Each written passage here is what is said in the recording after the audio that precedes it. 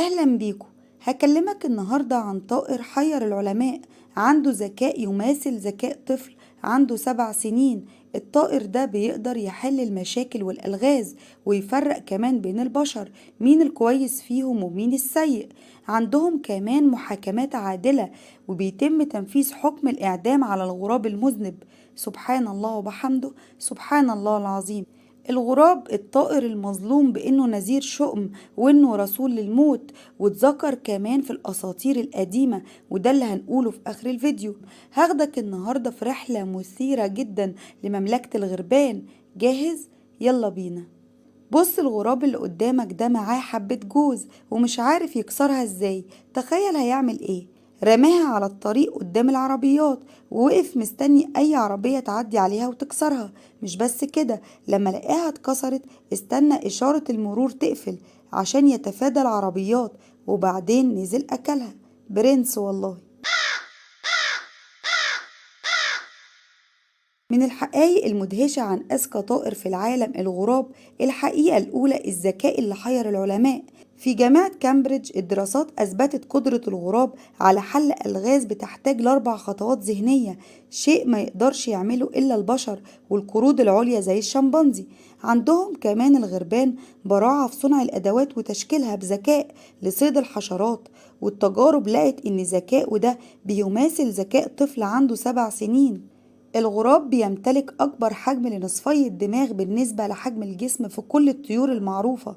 الغراب في منه أنواع، الغراب الأسود والغراب الغربي، وبيختلف مستوى الذكاء بين الأنواع، لكن العلماء لقوا إن غراب كاليدونيا الجديدة هو الأكثر ذكاء بين كل أنواع الغربان.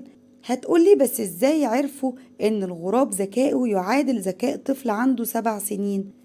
هقولك إنهم عملوا مجموعة من التجارب. يعني في سنة 2014 قدموا للغراب أنابيب مختلفة مليئة بالماء، وكان في مكافأة في الأعلى.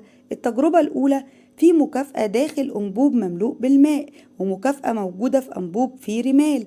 عرف الغراب كيفية إسقاط الصخور في الأنبوب اللي فيه مية لرفع مستوى الماء للوصول للمكافأة، وتجاهل تماما الأنبوب المملوء بالرمل. أما التجربة التانية قدموله أنبوب واحد من الماء وأشياء تانية كثافتها مختلفة. عرف الغراب يختار الأشياء اللي هتغوص في القاع بدلا من الأشياء اللي هتطفو على السطح عشان يوصل للمكافأة. أما التجربة التالتة لما قدموله أنبوبين بمستويات مية مختلفة، عرف الغراب كيفية إسقاط الأشياء في الأنبوب اللي فيه مستوى المية أعلى للوصول للمكافأة بشكل أسرع. فالتجارب دي أثبتت براعة الغربان ومهارتهم في استخدام الأدوات وحل الألغاز، زي مهارات الأطفال اللي بتتراوح أعمارهم بين 5 و7 سنين لما عملوا عليهم نفس التجارب. لكن كان في مهمتين كانوا أكثر تحديا للغربان، ما كانش أداء الغراب جيد. في تجربة الفرق بين الأنبوب العريض والأنبوب الضيق، ومهمة تانية لما تم توصيل الأنبوب اللي فيه المكافأة بأنبوب تاني فيه انحناءة مخفية على شكل حرف يو. ما فهمش الغراب الإعدادات دي بشكل كامل، لكن بالمقارنة خلال الاختبارات اللي أجريت على الأطفال من البشر، اللي كان الأطفال دي عمرهم حوالي 8 سنين، قدروا يحلوا الاختبارات دي بكل سهولة. عشان كده عرفوا إن ذكائه يعادل ذكاء الأطفال من عمر 5 ل7 سنين. أظن كده أكون وضحت لك بالإثبات العلمي. الحقيقة التانية إن الغراب عنده ذاكرة تنافس الأفيال. في دراسة بولاية واشنطن، غراب اتعرض للإزعاج من باحث واحد معين في أحد الدراسات، وبعد سنتين كان لسه فاكره وبيحذر كمان باقي الغربان منه. فالغربان بتقدر تحفظ وجوه أعدائها لسنوات وما بتنساش الإساءة. أما الحقيقة التالتة الغريبة عن الغربان إن عندهم محاكم عادلة بتحاكم فيها الغربان أي غراب يخرج عن نظامها، ولكل جريمة عقوبة خاصة. فجريمة سرقة طعام الفراخ الصغار عقوبتها نتف ريش الغراب المعتدي من كل الغربان، كلهم بيجتمعوا وبينتفوا ريشه، وبيكون عاجز عن الطيران كالفراخ الصغيرة. أما جريمة الاعتداء على عش غيره من الغربان أو هدمه، بتكتفي فيه المحكمة بإلزام المعتدي ببناء عش جديد لصاحب العش المعتدى عليه. أما جريمة الاعتداء على أنثى غراب آخر بيدفع فيها الغراب المذنب حياته كلها، بتقضي المحكمة بقتل المعتدي ضربا بمناقير الغربان حتى الموت. لمحاكمة الغراب بتنعقد المحاكمة عادة في حقل من الحقول الزراعية أو أي مكان واسع بوقت محدد، وبيحضر الغراب المتهم تحت حراسة مشددة، وبتبدأ المحاكمة. وخلال المحاكمة دي بيوطي الغراب راسه وبيخفض جناحيه وبيتوقف عن النعيق اعترافا بالذنب بتاعه. فلو صدر الحكم بالإعدام وثبت إنه مذنب بتوسعه الغربان تمزيقا بمناقيرها لحد الموت، وبعد كده بيحمله أحد الغربان بمنقاره ليحفر له قبرا بحجم جسده، وبيضع فيه الغراب القتيل ثم يضع عليه التراب احتراما لحرمة الموت. ومن الحقائق المعروفة إن الغراب هو اللي علم الإنسان دفن الموتى، هو اللي علم قابيل ابن آدم عليه السلام كيف يواري سوءة أخيه حيث قام بدفن غراب آخر ميت أمام قابيل، ومن هنا اتعلم البشر كيفية دفن الموتى.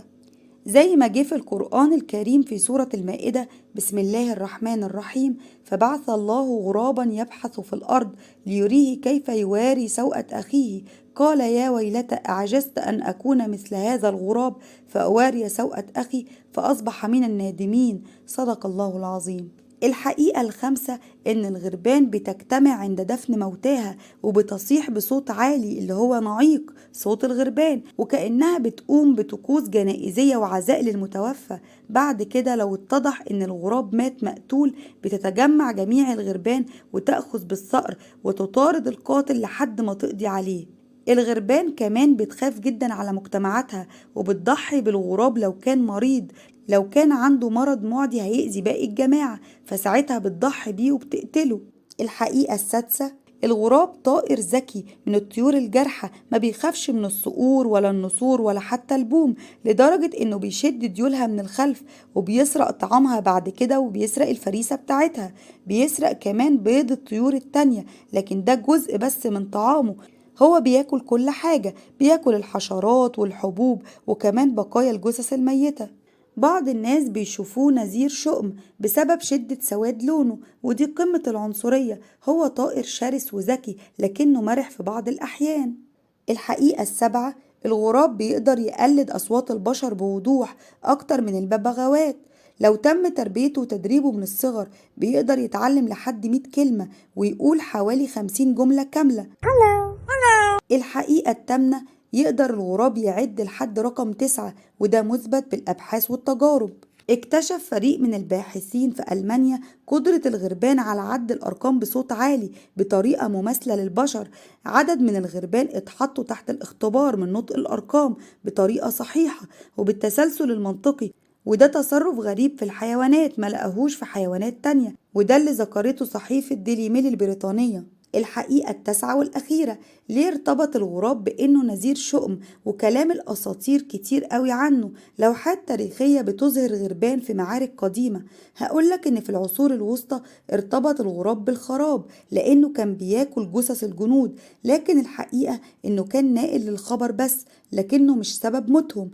أما في الثقافات الآسيوية كان الغراب هو رمز الحكمة، أما عند الفراعنة كان هو رمز الحب المخلص، مش بس لأن الغراب الذكر بيتزوج مرة واحدة وبيفضل معاها مدى الحياة، وكمان أنثى الغراب بتضرب أي ذكر آخر بيحاول يقرب منها وتطرده بعيد، فهي مخلصة جدا لزوجها. لا، كمان لأن الغراب غالبا بيضع بيضتين بيفقس منهم ذكر وأنثى بيعيشوا مع بعض طول حياتهم، ولو فقس ذكران أو أنثتان بيبقى محكوم عليهم بحياة العزوبية.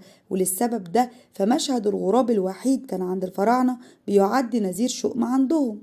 بس كده خلصنا. يا ترى بعد ما شفت فيديو النهاردة لسه هتعتبر الغراب نذير شؤم ولا غيرت نظرتك عنه؟ وايه اكتر شيء صدمك النهاردة؟ شاركوني ارائكم في التعليقات لاني بفرح جدا. لو عجبك الفيديو ما تنساش اللايك والاشتراك في القناة عشان تتابع كل الحلقات الجاية.